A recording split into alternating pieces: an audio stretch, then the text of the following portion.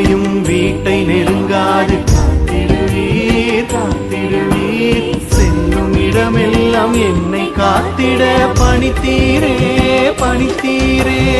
உமை நான் நம்பி என்றும் வாழ்கிறேன்.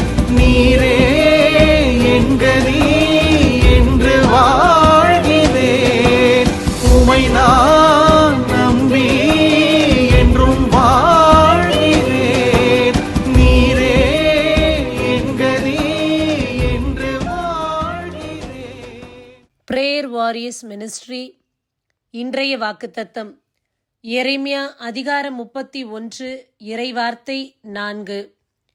உன்னை நான் மீண்டும் கட்டி எழுப்புவேன், நீயும் கட்டி எழுப்பப்படுவாய்.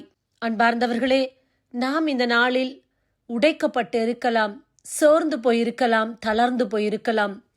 மீண்டும் என்னுடைய வாழ்வில் செழிப்பான நாட்கள் வருமா, வறட்சி நீங்குமா, உடைந்த நான் மீண்டும் கட்டப்படுவேனா என்று தவித்து கொண்டிருக்கலாம்.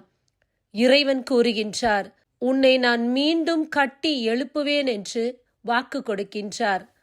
எப்படிப்பட்ட பாதிப்பாக இருந்தாலும் இறைவன் அதை சரி செய்வார், உங்களை சீர்படுத்துவார், மீண்டும் கட்டி எழுப்பி தலை நிமிர செய்வார்.